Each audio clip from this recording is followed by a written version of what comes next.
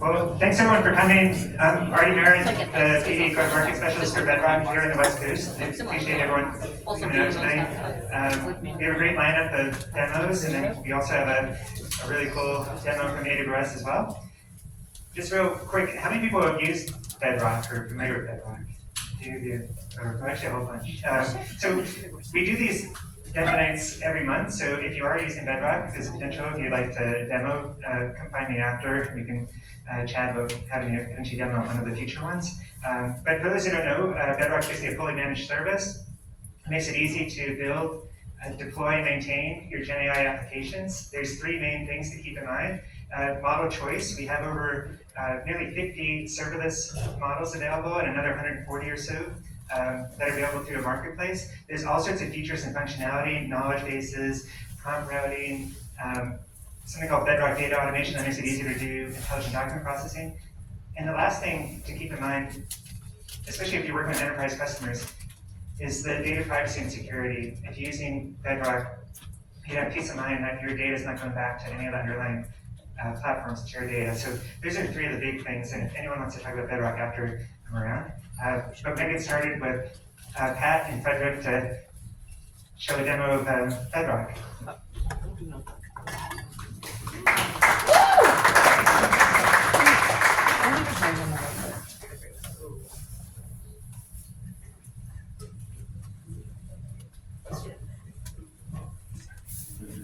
So I'm Pat, I'm from the Gen AI Labs team. So we work on demos that are all Gen AI specific. This is a demo we're going to showcase that's actually being showcased at GDC, which is here downtown. It's a gaming developer conference with Fred here. I'll let him introduce himself. But we're going to go through this. A lot of this here is all generated with Gen AI. He'll talk about some, I'll talk about another, and then we'll be here afterwards if you want to ask any questions or dive any deeper on that type of stuff. That's good. Thanks, Pat. Hi everyone, I'm Fred. I'm based in France. I'm a solution architect manager, and I work with gaming customers and M&E customers too. And we have built this demo for GDC for a solution area in the game tech environment, which is called player acquisition, engagement, and monetization, where we have seen when the content is personalized, we have more engagement for players. So let's run the demo. So I'm the assistant. He's the boss.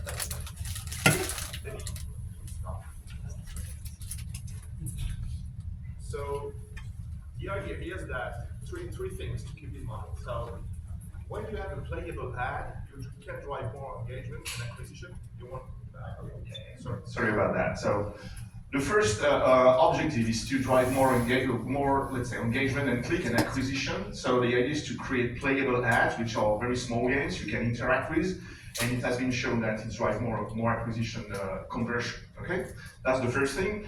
And so building those games can be quite costly, and the idea is to use Gen AI to speed up the creation of those playable ads. Okay, so who wants to try the game? Maybe here. So yeah. So we just created a team, the Pure Pirates versus Job, very generic. So you click on the button. Is it working? So the aim. Oh, it's no. So let's do it without the pad. So let's start. So the 2D images has been generated with Bedrock and Nova, the video too, okay? And then when you create advertising campaign, you need to, we want to personalize the ads, and for that we get some data from the advertising companies, the DSP in general. And well, here we're gonna fake that by choosing the favorite game genre. So let's choose, for example, RPGs. Okay, you want to show the title now? Yeah. Yeah, go. So.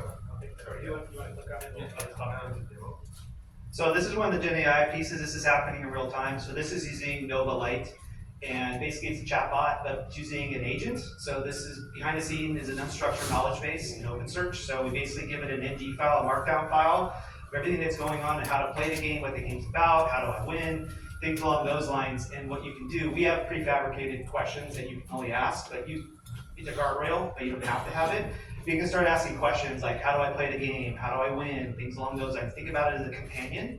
to be able, when you're going through a game, be able to help that user do better at that game, how to beat a boss, what weapon's gonna use, things along those lines in a game type of setting. So this, as you just saw, use Nova Light, so it's super fast. But yeah, just talk to that knowledge base. Thanks, Pat. And we have seen the customers using that to create in-game assistant too, to just interact and ask what's the next thing they should do in the game. So very popular and very useful. Next, so when we choose your RPG game, so I have to play. So I have to squash some sharks here. And I have a trial period. Okay.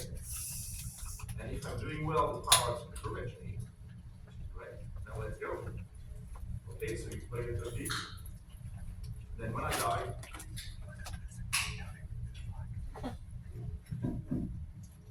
The parent that you just saw is also Gen AI. The pair you just saw is also Gen AI, so it's happening in real time. It's taking the leaderboard, it's taking how many sharks you've killed, and it's telling you back in that parrot voice how many you killed and where you are on that leaderboard. So that's actually also happening in real time with Nova Light. And when the game ends, you have to choose, it's a test on the demo booth. The player has to choose an ad. Let's choose this one, okay? And luckily, I've chosen the personalized ad. It has been generated dynamically with some input data. Here we are faking the data, but we can imagine anything you can add to generate something personalized, okay? And imagine that you have a dozen of dimensions of your player profile. You can add that and personalize the ad from the region they are coming from, anything else, okay? You can imagine. And here, well, we showcase that personalized ad are performing better than the non-personalized ad, okay? And the last thing we've done is also generating a small video with Nova Reel. Okay, that's not dynamically generated, it's done offline because it's taking a bit of time to generate that. But in a few minutes you can have something more animated, more engaging that will drive more conversion on your playable ad, for example. And also here there is a quick test for voiceover messaging, which also describe what you're gonna have if you click on the I want to try to get button and stuff like that. Okay. So all the content you've seen has been generated by Gen AI, even the code. I think that's very important to mention because you're not seeing it. But for example, the pie chart you've seen, we're using a game engine which is called Godot. It's open source, and we don't have a bunch of libraries to display statistics in those games. And here, in a few minutes, I've generated a pie chart, animated, and without needing to have an extra library or to have the component available on the shelf. So everything generated with Gen AI. As Fred mentioned, we used Amazon Q Developer to actually help with some of the coding aspects. So it understands code dots, so we're able to actually fill in the blanks. We used it to help say, like, here's a problem we're having, how can we fix this? It gave us some code back that we can then test it with Godot and whatnot. After this, because we don't have a lot of time, if you're interested, I'll show you how that works with Q Chat. It's definitely a little companion tool. You use it in your IDE like VS Code and whatnot. And I actually did a really cool thing. So you can actually, I'll wear a boom and I'll talk, and it'll actually like type out everything that you want it to do, and it'll actually like build an app and do all that kind of stuff as well. So it just shows that simplicity of how you can have like a conversation with an agent and get that kind of support that. But yeah. Last thing. The 3D asset you've seen that has been also generated by AI. That's not available in Bedrock yet, but we have done that in SageMaker with models on the shelves taken with Hugging Face containers. So everything is available on AWS, and you can do nearly all the chain of asset for games with Gen AI now. Quality is for playable ad now, but we are seeing a lot of great demos at GDC too. So yeah, come to see us if you have time. Anyone have questions? Or Yeah, Q&A. Anybody have any questions about this? Over here in the back. Yeah, question, how are you loading the assets that are being generated? Are there any tips and tricks for doing that to make sure it doesn't take too long? So yeah, you notice that there is a practice time when you have to experiment to test the gameplay. We use that time to generate the images. In fact, it's a kind of, we are faking it a little bit. And it takes about 10 seconds to generate that. But imagine that, well, you can see for advertising campaign, imagine that you want to generate different personalized ad. You can imagine you have a cache somewhere, you can warm the cache and generate well, you won't have an infinite amount of dimensions for your player profiles. So you can generate that live and without the need of doing manual stuff and redeploying stuff. It can be done live, and if you change the player profile dimension you have, you can do that live and with, well, reduce the cost of producing that content. Any other questions?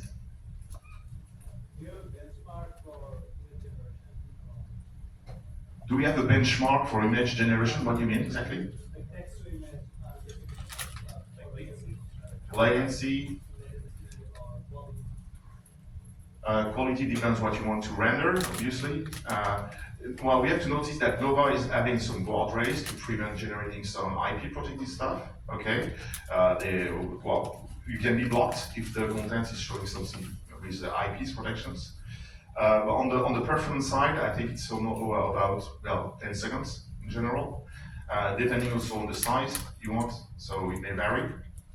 And on the quality, I think we are, well, it depends on what you want exactly. So if you have benchmark, I think it's more up to you to benchmark the quality you want and compare what's the output of Canvas versus other models.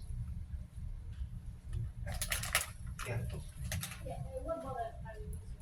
What model? So for image, Nova Canva, for video, Nova Real, and for 3D, we have used the models on Hugging Face. I think the Tencent, I don't remember the name of the model, the Tencent model. Well, they are available on, we can share that after the demo if you want, and another one. Great. Let's give Pat and Fed a round of applause.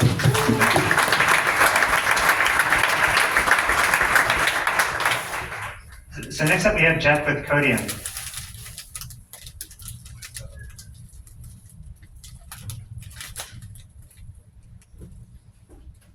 All right.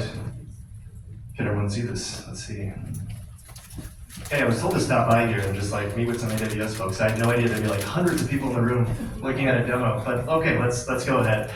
So my name is Jeff. I'm from Codeium. We're the makers of Windsurf. How many of you people actually have heard of Windsurf or have used Windsurf? That's a pretty good amount. I used to come to these meetings and like nobody raised their hands.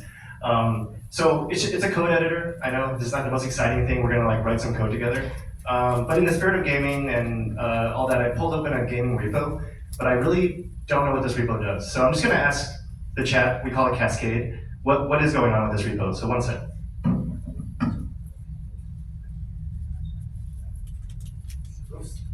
I typed reop. Let's see. Well, it's still in what I was talking about. I'll summarize this repository. So what it's doing now is like looking at the folder and reading the README and actually ripping through the entire code base. So what we have is a technology we call Riptide. We actually take the entire code base and run a parallel LLM call across the whole thing. This is very different than the RAG and embeddings kind of technology people have done like a year ago, right? If you're still using RAG, that is like so 2023. But this is because there's a lot of data that we have to go and a lot of latency that we're trying to prevent, right? So to rip across the entire code base, read through it, run LLM calls on all of it, it takes a lot of effort, a lot of infrastructure expertise. And it's already starting to kind of like look at the files and give me a whole summary of what is going on, right? So this is a game, again, in the spirit of GDC happening over here, and explaining what's going on, right? So that's kind of the first kind of demo, which is like, hey, like explain this entire code base to me, even if it's like hundreds of thousands or even millions of lines of code, right? And one thing that, let's see, developers probably don't like to do is, who actually likes writing unit tests and debugging all day? Probably no hands are up. Okay, that's kind of what I expected. So let's kind of just ask this to do that for us. One sec.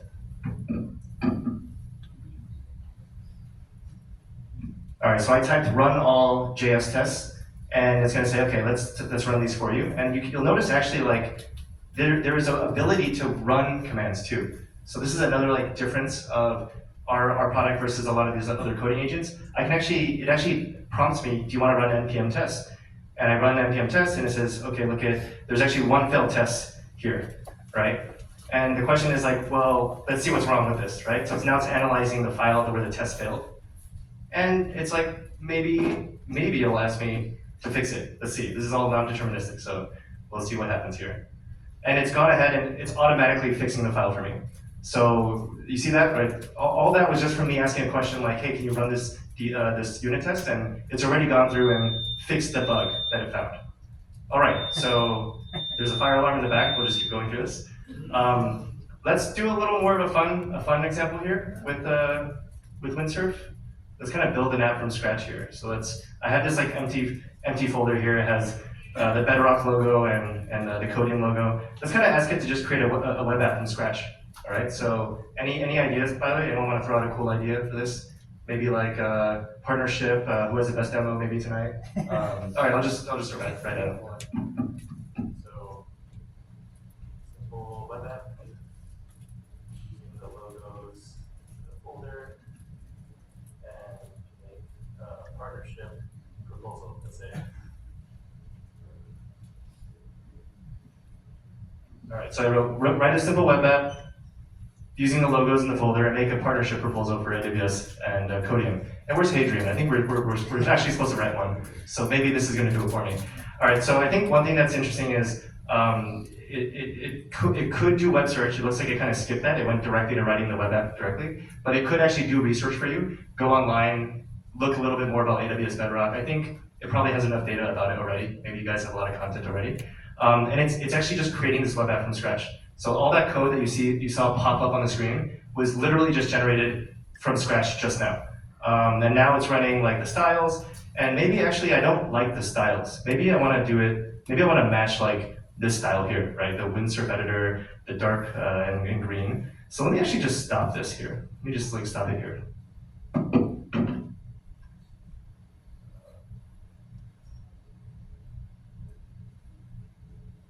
All right, so I just gave it a screenshot of my webpage, and you'll notice I stopped the agent midway, right? A lot of people forget about this with agents. Like if you let an agent go for an objective and it goes off the wrong path, what do? Right? So we have this concept called AI flows, which is like putting a human in the loop as the agent is running. And you saw it right there. I just stopped it and said, wait a second, I don't know what you're gonna do. I don't know what style you're gonna give me. Let me give you some guidance. Here's a screenshot of what I want to do. And now it's gonna go, okay, great. I like this dark theme with teal and turquoise accents. It like actually recognizes that, it's multimodal, right? And it already created the CSS page for me. You can see this over here. It's even showing the color, which is nice. Oh, that's really cool. I didn't know we had that feature. Okay. And of course, everyone forgets documentation. So we've also added documentation by default as you create these apps from scratch. So if you hand this off to someone else, they can see what you built. And let's go see here what it looks like as well. Great, it summarizes exactly what's going on here. And you'll notice it's actually asking like, hey, do you want to see this? Right, so I've run, oh, look, it ran the Python script and it said, hey, Python not found. So it has to self-correct again. Oh, it's Python 3, right? So it automatically kind of readjusted to this. So now we're running the web app locally, checking if it's working. And you could even open the app in the IDE. I can catch up with this, one sec. All right, there we go. Here's the web app. And it's in the style of our homepage too, right? So I was able to guide it midway, show what I wanted to get from it, and I could even keep modifying this. I could even point to an element on this page, see? And then say like, hey, I don't like this box. Maybe I want circles instead, right? You get the gist, right? I can just keep modifying it further and further and further. All right, and I think where's the AWS reps that we're trying to do the partnership? Here's the webpage. You can take a look at this, and we'll talk later. Okay, so that is Windsurf. Obviously, it's great for existing code bases. It's great for running agents through like debugging and creating code, modifying code, migrating code, all sorts of use cases. It's a total game changer for organizations. I can attest to some of the companies that we're working with already. And yeah, gotta thank Amazon. They're hosting a lot of our Anthropic models, but also we just went FedRAMP high yesterday. We just came up with FedRAMP. That's also in AWS GovCloud. So thank you, Amazon, for having me here and putting this demo on me. But here we go. Opening the floor now to questions for anybody here. Anyone have questions? Up front here. So actually, I was wondering how good is for like large context windows? What are the best practices? Because I've been using a little bit of Windsurf. I just started like last month, like last week to be precise. So I think it gets a little lost in the agent. I like the agentic flow, but what would you say for the best workflow practice or something for large code base? I'm working on like a large code base and trying to add new features. Yeah, I mean, this is a great question. I think in general, long context is a big challenge with any LLM right today, and especially if you go on a very long run, right? You get caught in like a loop because it's like kind of lost the trajectory of what you're trying to do. There's a feature we have called at mention. So this is like a very small code base, but you can actually at mention folders, or you could even at mention references on the web or documents. But if you guide the code or the agent to where you're looking at, that really helps a lot. So if you say like the code I'm trying to modify is in this folder, and you at mention the folder, that will give you much better results because you're kind of like giving it a little more hints on what you're trying to do, right? Thank you. What use cases is currently impossible in Windsurf, but you expected it to be possible like near future? Yeah, there's actually some customers that have like proprietary languages as well. There's a very large GDC customer prospect, I should say.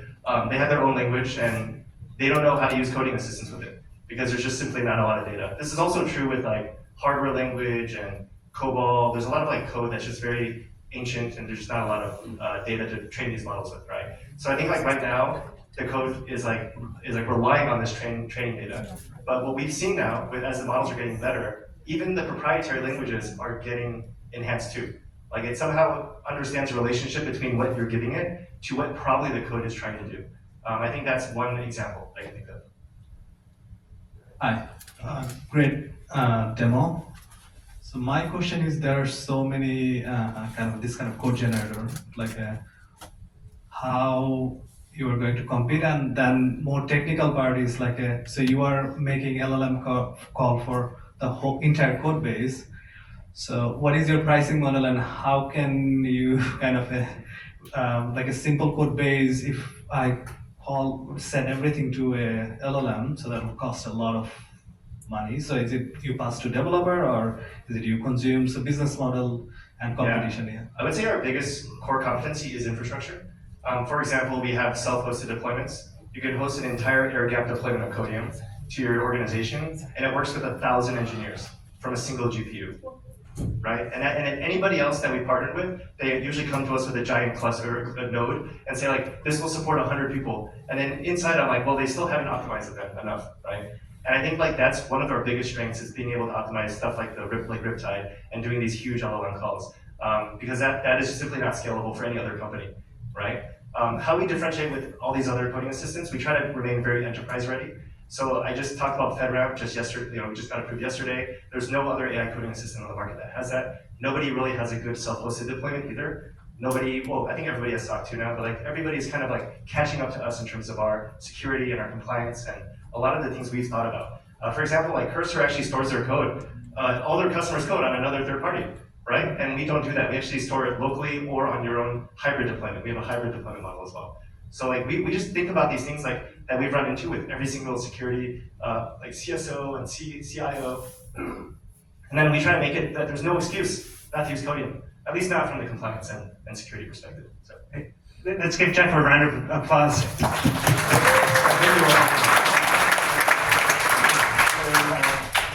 Next up we have Leo with Defang.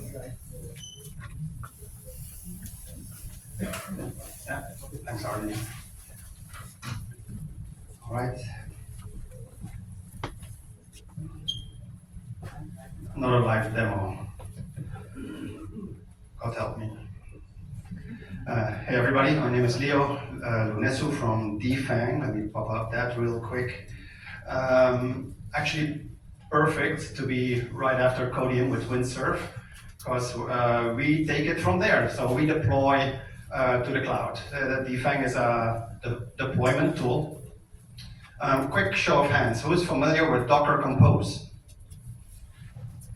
Cool, yeah, well, half the crowd is familiar with Docker Compose. So Docker Compose is great for development cycle, but then when it's time to deploy, people use other tools. They use CloudFormation, Terraform, Pulumi, these kind of tools.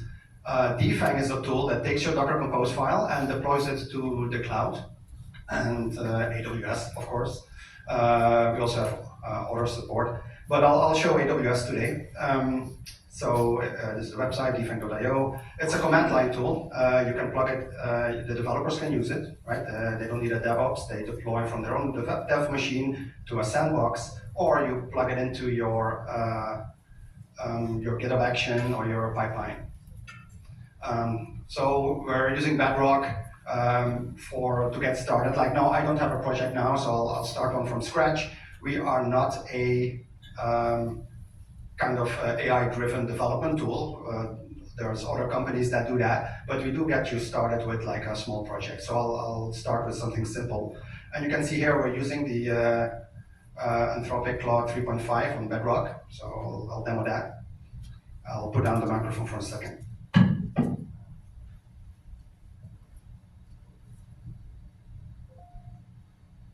So generate. This lets you browse all our samples, but I'll generate a project from scratch. I'll pick Node.js. So again, we can do something silly. I'll probably type something in that I've done before. Website that shows an image of a panda.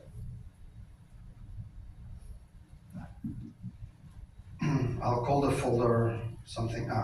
So I have done this an hour ago, and the reason why I override the same folder is because Defang is a tool that deploys to your own cloud account. So we're not a host, we're not hosting your stuff. You deploy your project from your dev machine or from your repository to your cloud.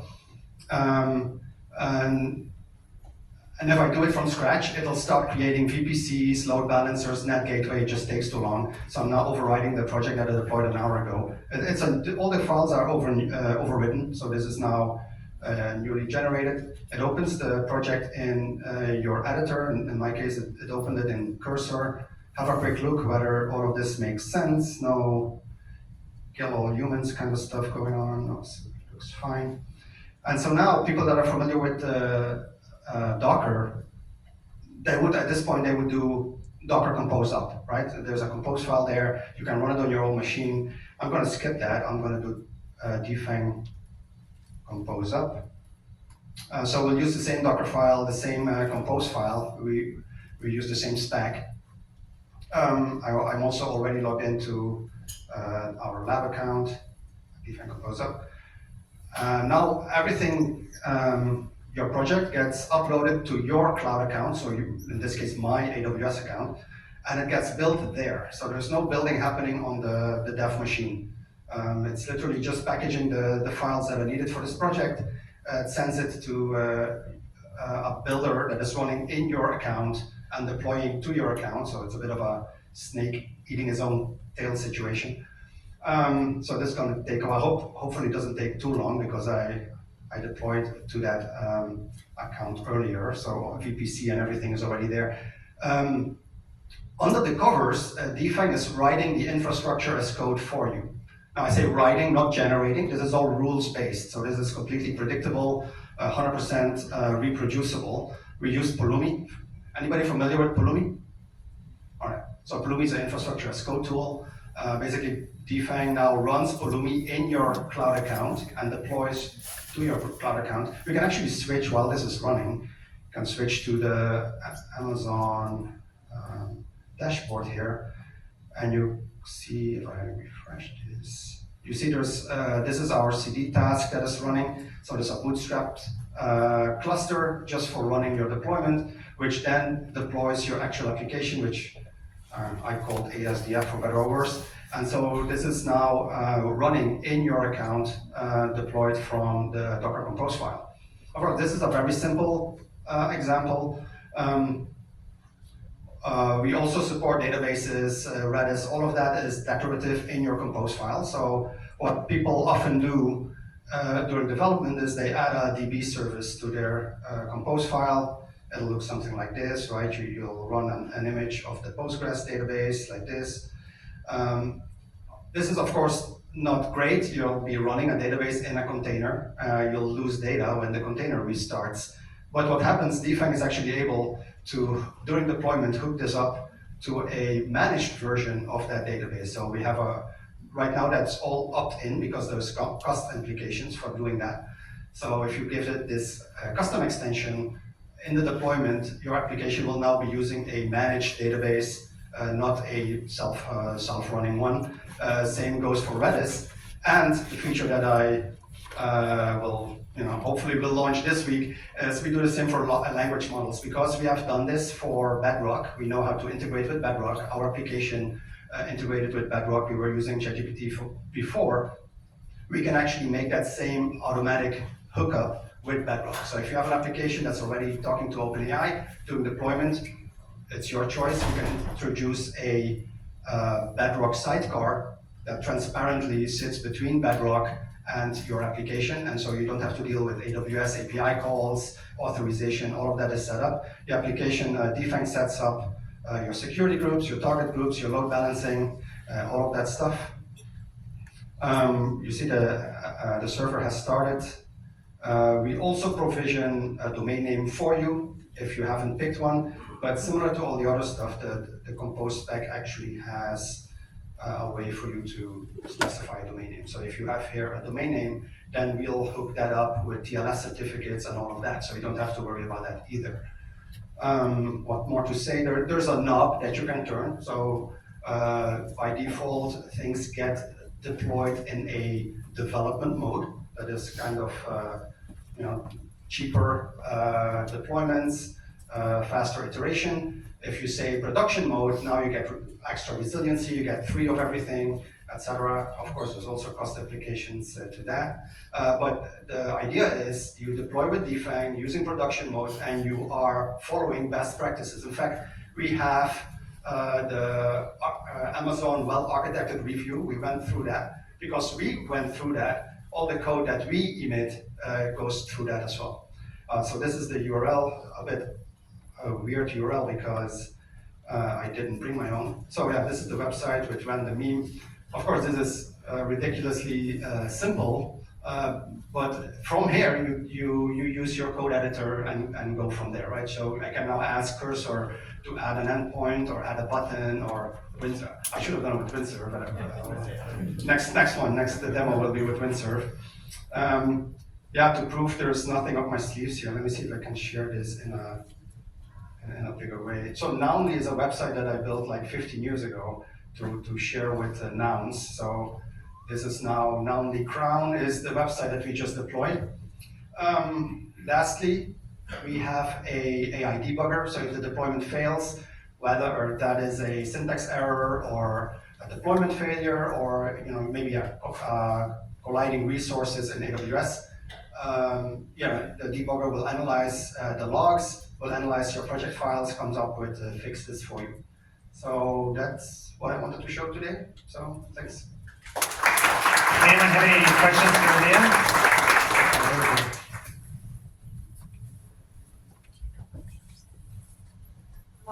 Actually, there are many businesses that have already deployed their applications. So Defang help that companies to migrate, to do migrations? So we don't migrate because we cannot adopt resources that are already in the cloud. We will do a clean deployment from your Compose file. So the Compose file is kind of the logical description of your app, and Defang is the tool that decides what the physical description looks like whether you want serverless or you're gonna use like containers. All of that is kind of the translation that Defang does. So we kind of are very opinionated on what the physical resources look like. So we cannot migrate an existing project. But you can use it for new services, right? You can have new things written with Defang. We give Leo a round of applause.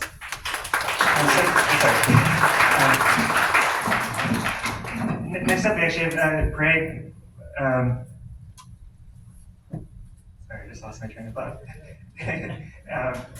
Yeah, so come on up. So we have Greg with Graph and Launch Notes. Thank you, Artie. Hi, everyone. My name is Greg, and I'm here with Graph and the Launch Notes as I get this thing plugged in.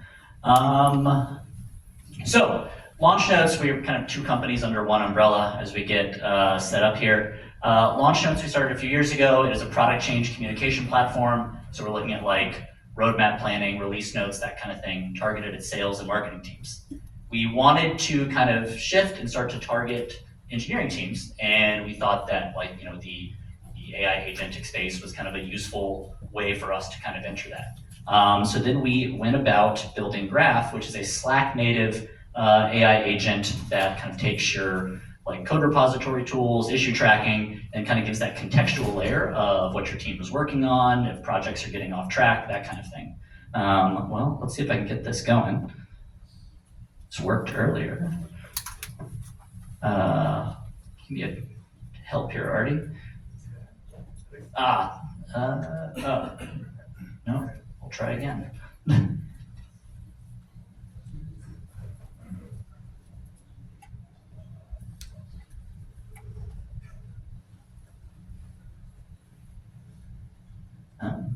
Well, hold on.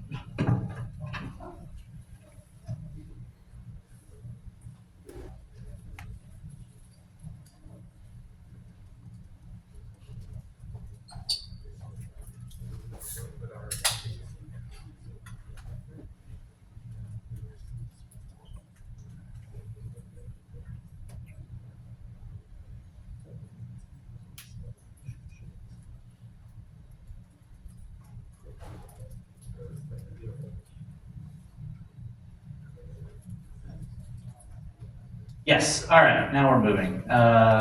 You know, live demo, you know how this thing works. So I have our actual Slack workspace showed up, or up here. I've tried to hide away all the channels and things, and hopefully no one sends any salacious direct messages here, but we should be good to go. So you'll start off, this is like built directly into Slack. You can see you'll install the app. This is in the Slack marketplace currently. You can go and connect your tools. Currently, we support GitHub, Jira, and Linear. So I already have Jira and Linear connected here. This is what we currently use at work. You can also set up your profile to kind of add additional context. This is a little bit of like, what's your role? What do you work on? Who are the people that you work with? Obviously, we can pull these from these tools, but anytime we can add that a little bit of extra context is going to be really helpful. So then it's a matter of like, Slack has built this whole like kind of native AI interface. You can see here, you can chat with Graph on the sidebar here. I have this pulled up just for ease of use here with the chat history here. You can also mention it in a channel. So like anything how you typically use Slack. So let's get started with a new chat. So you can see this pulls up some predefined questions. We'll start with something easy. Just show me recently merged PRs here in the Nexus repo, which is the primary repo that we've developed Graph in.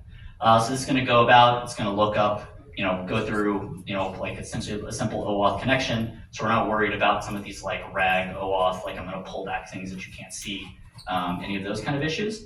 And it's going to pull an answer up for us. So obviously, like you can answer simple questions here, but we want to be able to dig into things like, oh, can you give me like incident analysis? Or can you tell me who is like a subject matter expert on like a certain part of the code base? So we'll run a couple questions in parallel here in the interest of time.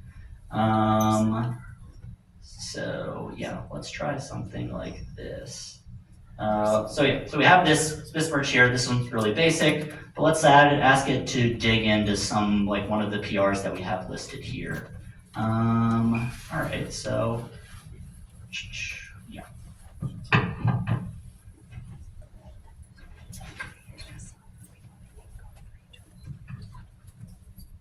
So we want to say like, hey, tell me more about this PR, kind of interested in see like what was merged here, why is that important? And so while that's going, let's ask something about a different repo that we have, like how do we implement logging across that repo? Let's say like you've been given some task and you're like, I don't know anything about this. Think of some other scenarios. Let's think of like a subject matter expert kind of question. So I might ask Graph like, who knows the most about user authentication across our system? So I should go into Linear, I should be able to pull up like tickets and individuals, code examples and say, okay, if you're being tasked with fixing some bug here, who should you go talk to on your team? And obviously at like a really small team, you may know this, but if you're at a larger organization, you may know that this is a much more complicated thing that you have to go solve. So looking back in our history here, we can see that like we've got a little bit more information about this particular PR. So we've got like the status of it and kind of key insights and then those things that we pulled up. The logging implementation. Here we can see that like, okay, here's an like overview of it. It pulls up, you know, these are kind of the key files to look at. These are like or PRs that, you know, we've kind of determined are kind of like valuable or important. And then we can also look at this subject matter expert answer as well. We'll drag this over and make it a little larger. And so it's actually providing examples of how this is used in the code base, and then we'll provide related PRs and tickets, and then actually suggest who are like the experts that you should go talk to about this. Now, how does this use Bedrock? We use, like, this is primarily like a planning agent, so it's built in kind of that re-woo style, so it's like reasoning without observation. It takes a set of tools, we develop a plan based on those tools, and then we execute it. That uses like Claude, we use Sonnet for that, but along the way we have like a pre-planning process. We have some like use case, kind of what we call use cases, so like inference matching on commonly asked questions. So we use like Haiku for that. And then for a lot of the, within the tools, we do a kind of like, you know, if we're chunking data or we're kind of like fixing a JQL query or something that is malformed, we use Nova Lite for a lot of that. So we can do like really fast parallel calls. We can be like really, really efficient with how we do that. And we try to save the kind of like beefier, longer calls for some of the Anthropic models. And obviously like we use Bedrock, where we can kind of test out new models as they come across. This is also built using kind of LangChain, LangGraph. Sorry if that's a dirty term around here, but yeah, so we've been using that as well. So yeah, we can see, you know, some other questions that are commonly pulled up. You know, we can look at like trend analysis kind of things. So let's take a look at this. You know, what's the velocity trend for the Explore teams? We can go back, look at past cycles. We can actually generate charts with this. We have a chart generation tool, and you can say, okay, like we're gonna map these things over time. For engineering managers who are looking at like bottlenecks of like, you know, where their team might be going off, we can kind of pull that information up. And then the last thing I want to show is one thing we've been working on, kind of an incident analysis tool where you can provide like some basic context about an incident and when it occurred, and then we can go and try to like pull up all the PRs around that, analyze each PR based on the question and the kind of error provided, and give you kind of like a confidence score on where we think you should be looking first. We know that when you have incidents like, you know, finding that initial PR is really, really important and being like, okay, what might have caused this? So we've been looking at kind of exploring that and how we can kind of identify that like root cause analysis and like kind of cut the time to action there. So, you know, we can see that we have like a ability to build like a confidence score on that, the related ticket, the author, all of those kind of things. And we'll pull up this velocity report here. So you can see here that like here's the team's velocity over the last couple of weeks. We have like, you know, breakdowns of each cycle, that kind of thing. And what we've tried to do with a lot of this is a lot of these questions that do match, we will provide kind of like its own context-free grammar per question on the ones that match. So you can provide really like reliable and consistent formatted answers, which we know is really important. And it's not just saying like, well, this answer looked good, but then the next one looks kind of like off. So we want to have that consistency in a lot of the answers that we provide. I think we're about out of time. So questions? Anyone have any questions for Greg? So what kind of challenges have you come across with generating the graphs like this? I mean, there's obviously the consistency piece of it, just like making up some data and giving you a graph.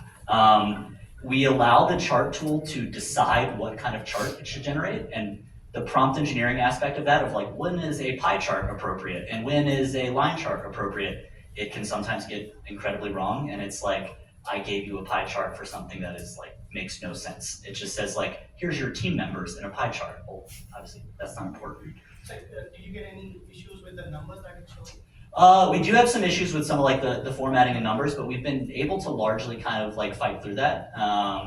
And you know, the charts are kind of held to a higher standard than other pieces in the code base, where it'll kind of like attempt to fix it at the end. And if it says like, hey, this isn't meeting a certain standard, it just will toss out the chart. Thank you. So you mentioned that you guys have been working on some like specific tools. Do you ground the functionality of kind of like, this Gen AI functionality of asking anything into a specific limited set of functionalities inside? Or? So we actually have like a kind of like a pre-planning process where it'll decide like, hey, given the available tools that I have and like the question that's being asked to me, do I like make a plan for it or I just pass it through? And so it'll pass through to Claude just as like a regular haiku question otherwise. So if I ask like, what's the population of San Francisco? It's not gonna go pull up a Jira tool and try to answer that. We kind of debated of like whether we even wanted to do that, but we just kind of said, hey, for now, just like pass through. Especially if you say like, oh, I wanna provide some code snippet and then like ask it about a ticket, you should be able to do that in one chat thread. Right, let's give Greg a round of applause. Next up we have Sarah with Letta.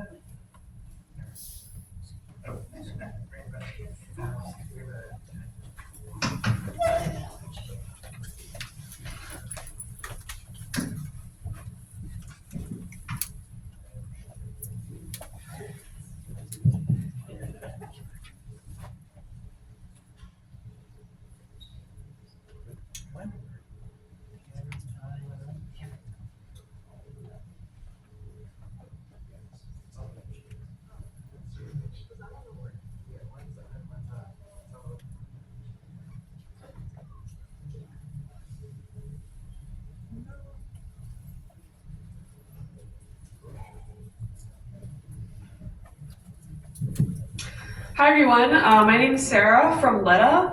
So today I'm going to talk about the Letta Agents framework. Many of you might be familiar with frameworks like CrewAI, LangGraph. This is kind of in the same category of that. But Letta is really a framework that's really focused on state and memory and context management as first-class principles.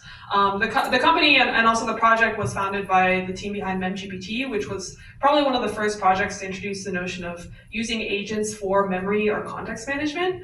And so a lot of the challenges that we saw with people developing agents kind of came down to like context management or having like a canonical state representation that works across model providers. So Letta is basically an agents framework that does context management and memory for you, and is also provider agnostic. So you can use OpenAI, Anthropic, Bedrock, whatever backend that we support, but then you still have all your state and context represented in an agnostic way. So your memories will never be locked into OpenAI assistants. You can always move the entire state of your agent between different model providers. Yeah, if you're interested, since we are at Amazon, you can use Letta with Amazon AWS Bedrock by basically just setting up these environment variables and then running our server. So for today, I'm going to basically go over a demo of using Letta locally. So we do have Letta Cloud, which is currently not generally available, but this what I'm showing here is actually all, like you can go and try this today. So this is basically what we call the agent development environment, basically a UI to build and interact with agents. But I do also want to emphasize that everything that I do in this demo is actually also, you can also do all the same operations like listing agents, creating agents, whatever, through both our APIs, and then we also have a TypeScript and Python SDK. All right, so one thing that's kind of unique about Letta is that it runs as a service. So to basically start up Letta, I need to run Docker run. So this is going to basically start up the Letta service with both Anthropic and OpenAI enabled because I set these keys. And so now if I go and refresh the server, I can see that I can actually see agents. So these are basically agents running on this service over here. Also, is this big enough for people? Yes. All right, cool. Yeah, so these are like a couple like different templates that we have. You can start from scratch, but I'll maybe just start with a companion agent. And then you can see here that this is kind of like our agent UI. So there's a bunch of things that we can configure. I'll go through all these individually since I know there's a lot going on here. But yeah, you can basically configure a bunch of different backend models. So for this demo, I'll just choose 3.5 Sonnet. And then there's all these configurations that we have. So we can kind of assign this agent to different end user identities. We can tag the agent. We can also do things like control the context window. So this can obviously go up to 200K, but if I want it to be some lower limit, I can also set it to like 20K. And Letta will basically automatically manage making sure that we stay under this context window at all times, even as we continue to interact with the agent. And then, yeah, there's also tools, and then also memory, which we'll go over in a second. But yeah, I can basically chat with the agent in here, so I can be like, hello, my name is Sarah. I can also send both user or system messages. And so you can see here that the agent is basically running memory tools. So these are basically tools similar to how we described it in the MemGPT paper, where basically the agent can use tools to manage its own memory. So you just saw just now that the agent actually updated what we call memory blocks in its core memory to now say like name Sarah and that this is our first time interacting. So it's basically able to update its own context window by using these various tools. And we have a bunch of different tools. We have both core memory append and replace. These are basically tools to update the in-context memory blocks. We also allow for archival memory operations, so searching archival memory, inserting into archival memory. These are basically operations on an external vector database in case the agent runs out of space here. And yeah, we also have like a persona section of the memory. So this is kind of, you can actually configure these blocks if you want to have like your own custom blocks, like for example, with your organization. You can actually even share blocks between agents so that their context windows are synchronized. But yeah, I can basically say something like, start calling yourself Bob. I hate the name. So it may or may not do this because I think these models try to not edit their personas. So here I like refuse, but of course I can also just go in and edit this directly, right? So I can be like Bob, and so I can be like, what is your name now? And so basically these memory blocks, like I as a developer can edit them both through the UI and also through our SDKs. So you can see now, because I forcibly changed its persona in the context window, it's like now conceding that its name is indeed Bob. And I want to emphasize here that one thing I think that is really kind of different about Letta is like we really believe that like we don't want developers to forget that ultimately we're just programming LLMs. Like they're just tokens in, tokens out, and that's what agents are built off of.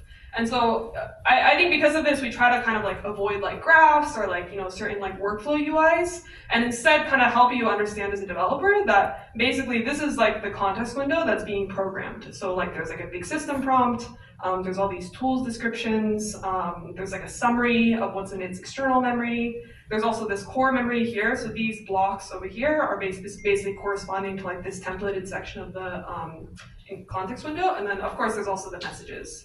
So Letta basically handles formatting of this context window, which we base this off of how we've seen LLMs perform the best to basically help you have better performing agents that have memory by managing this context window. Another thing I want to show is basically like tools. So you can basically add any tools that you want to Letta. We have integrations with both Composio, which has like a million different tools. And then we also recently added support for MCP servers. So I'm not connected to one right now, but if you have your own MCP server, you can connect Letta through this.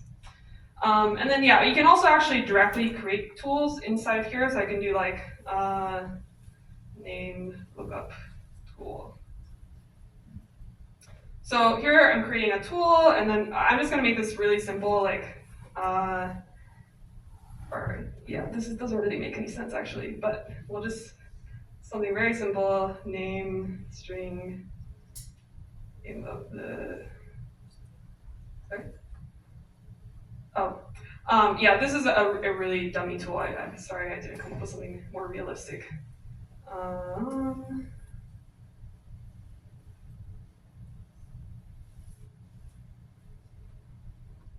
Yeah, so this is basically like a tool that I can now like create for my agent, and then are people familiar with like tool calling and JSON schemas?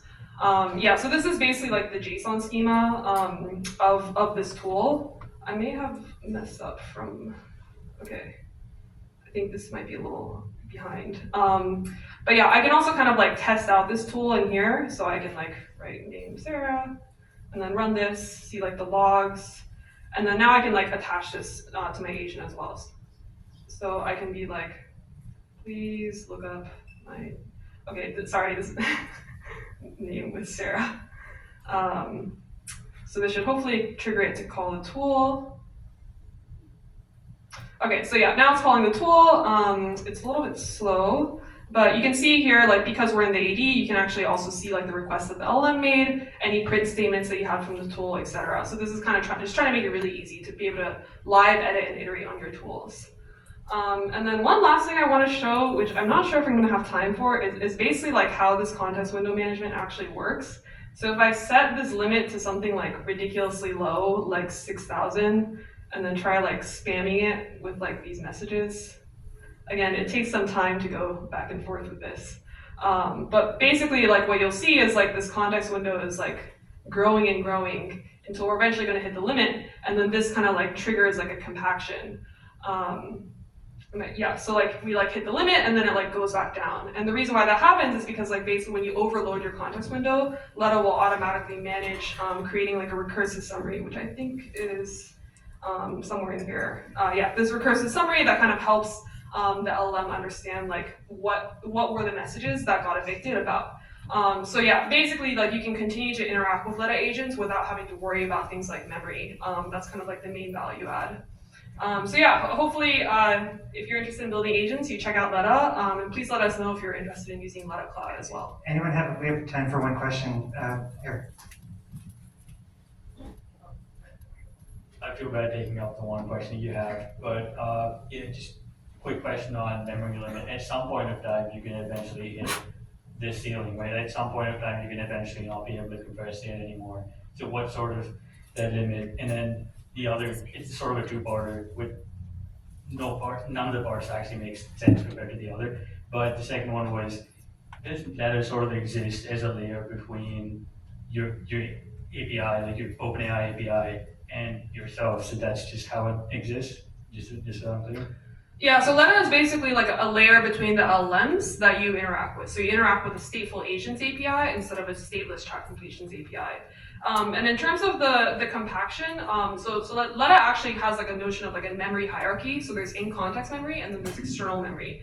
And so external memory, we have both archival memory, which is just kind of like a catch-all vector DB, and then we also log all the conversations. And the agent also has the ability to go back and search that conversation. So basically what happens, like with, yeah, I went through this a bit quickly, but like this demo of like spamming the agent with a bunch of messages is that eventually Letta will just evict older messages to compact down the context window, and then just the agent can only access those through searching the database. So it's basically kind of automatically managed over time rather than just continually compressing. Let's give Sarah a round of applause.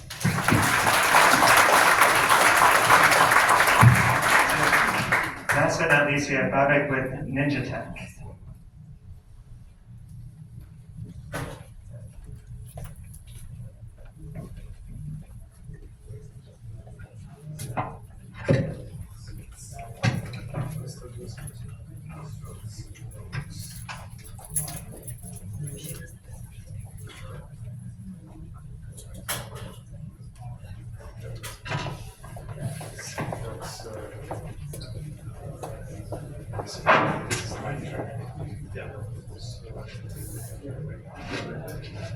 First test, okay. Let's see if that works. I'm failing the first test, guys. So, I don't know if you guys can you guys hear me okay? Yeah. It's kind of like, okay, fine. So, okay, so I can hold on for this too, but yeah. All right, so it sounds like I'm between food and break. So I'll try to make it quick, but also interesting. My name is Babak. I'm the founder and CEO of NinjaTech AI. I don't know how many of you guys have heard of us. Has anyone heard of Ninja before? Yes, just 2 people, 3. Okay, all right, sounds good. So we are an agentic all-in-one AI assistant. The vision is to democratize access to agentic AI, but also give everyone a product as well as sort of a platform that's all-in-one. essentially. There's a lot of obviously great Gen AI products, but each one costs $20, $30, $40. So if you want to use everything, it's going to cost you $160. Essentially, you want to use best of the best. So we set out on a vision to just create these things with a combination of open source as well as proprietary models. I'll walk you guys through sort of a few things. But in a sense, the way to think about us is that we operate at this skill level. We have 8 skills in the system. You can use it for writing and brainstorming, AI, sort of code generation, image generation, editing, file analysis, image analysis, and video gen and whatnot. So that's one way to think about us, and I'll demo a few things. But also our core technology is about compound AI. And we've been on this quest to get to these agentic sort of workflows that we can solve problems step by step, both in the digital world and then soon out in the real world. And we've made some advances recently that I'm going to show you guys a few things. But let's start off small. So, typical stuff that we all have seen, chatbots and whatnot. So I can just say, so write me a snake game in C++ with mouse and keyboard support. So if you're in the Ninja mode, it picks sort of one of the models that we've set as sort of the default for some certain questions. You can change that default. It starts to write code. It's using DeepSeek version 3, and it's doing its own thing. So, but you know what? I'm going to say, hey, actually go ahead and use Sonnet. And as this is coding, I can say reflect on this and make it much faster. And now it's going to feed that into Sonnet seamlessly. You don't need to have multiple accounts. You just have one account and have access to 20 models and whatnot. And let's just say, let's make it faster. And execution. Let's see. Let's see. And so now it's coding with Sonnet. I can say, hey, can you give me an image to go along with this game? Our system is fully asynchronous. Unlike most other systems, you don't need to wait for it. You can actually fire away other questions. Hey, who created? Let's see, who created the first snake game?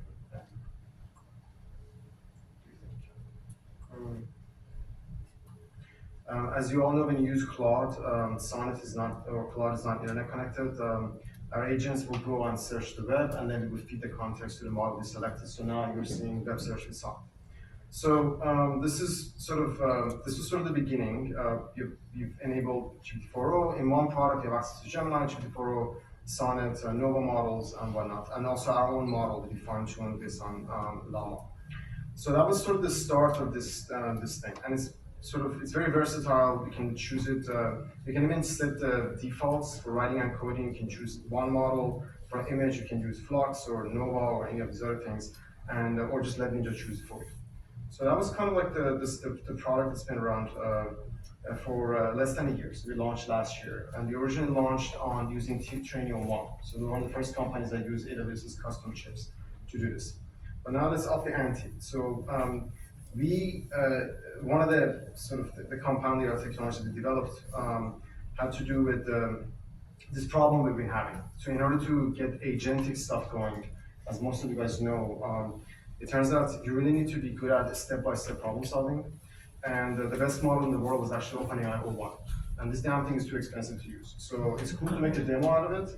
But in our calculation, every time we try to make something super, like full-blown agentic style, like a deep research or like order me, a burrito from DoorDash and whatnot, in our experience, it would cost anywhere between $2 up to actually to the north of $60 per task. So no bueno, that won't work. So we ended up building our own. We ended up creating this, we use inference-level optimization heavily. And we also learned how to fine-tune reasoning models. So at its core right now, it's a DeepSeek R1 that's fine-tuned by us. And we do a series of optimizations to further improve it. As you guys know, most reasoning models, if you want to see how good is it at agentic stuff, Actually, OpenAI showcased that if you're really good at Olympiad level math, you're damn good at it essentially. So these are our benchmarks. We announced this about a week and a half ago. This is, regular Sonnet 23% is the score. Sonnet special scaffolding is about 80, and then ours is 86. We're actually above O1 already. But let me show you that in action, what it means to do this. So this is AIM. This is one of the problems. You can give it now to our system to solve it. And I don't want to waste your time too much, but I then haven't solved it. But you actually come here, you choose our super agent -R 2.0, and then once this is selected, this is the thinking model. It has 3 gears built in. So if you say hello, how are you, it doesn't turn into a reasoning model.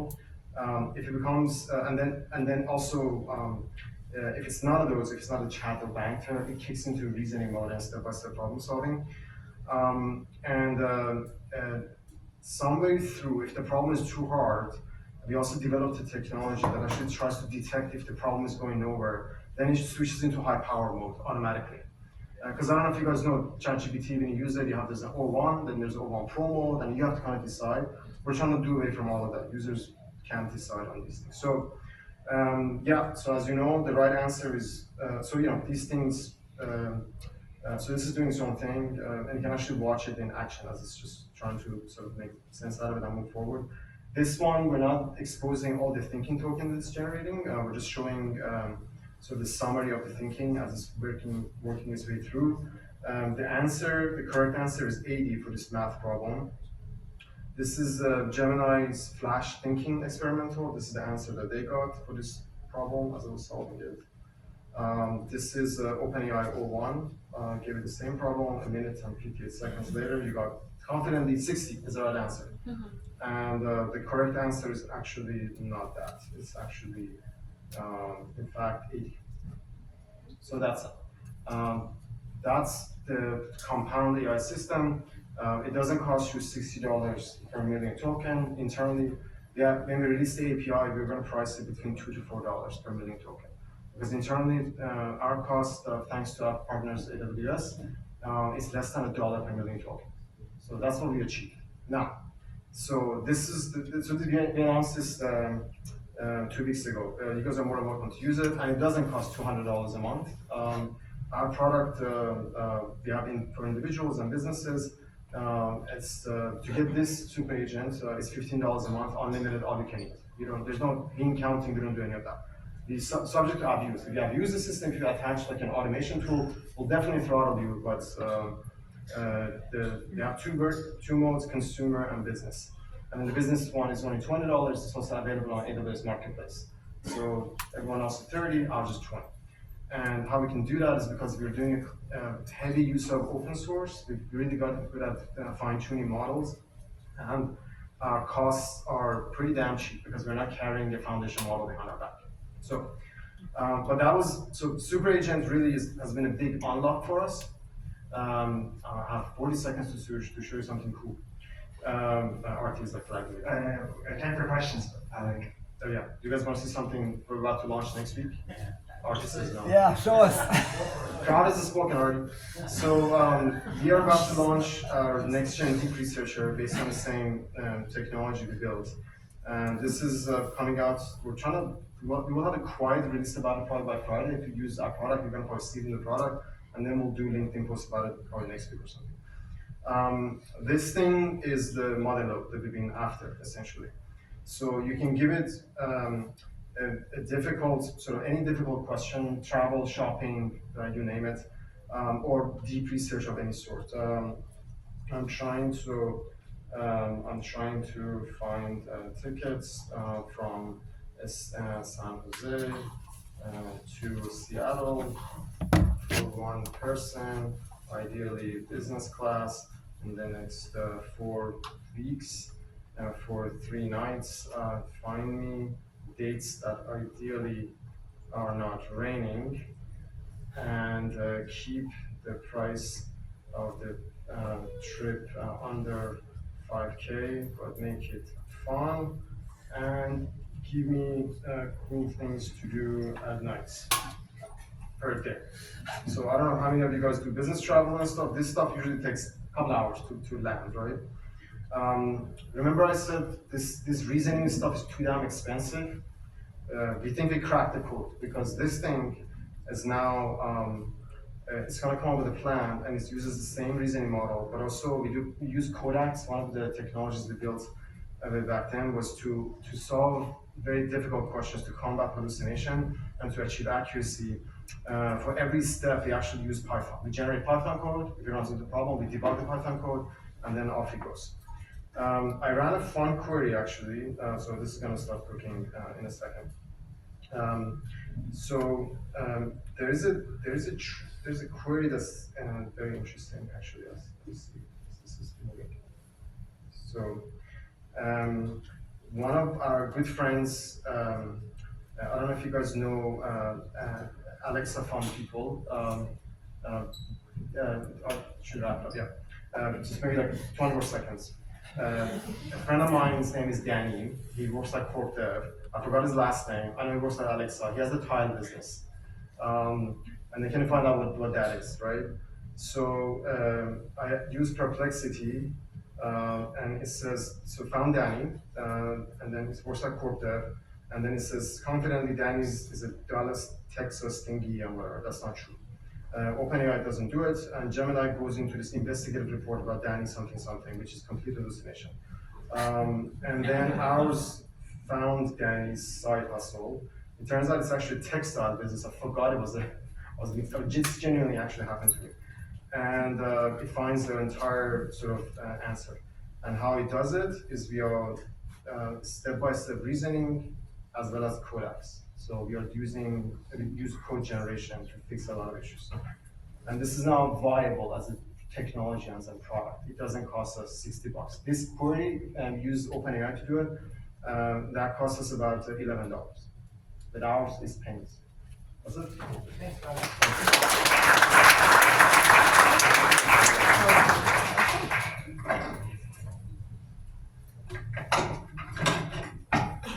So I appreciate everyone coming out.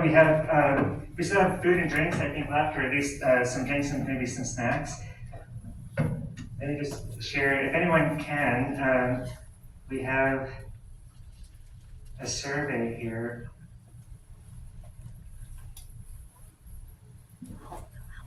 So two things, we have an event, the next event is April 16th, so you can sign up on Luma. If anyone wants to present, come find myself, my teammate John's here too. If you have questions about Bedrock or around, there's a bunch of folks from AWS here. If you fill out the survey, you get $25 credits, but we appreciate everyone coming, and feel free to hang around and have whatever drinks and snacks are left. Thanks.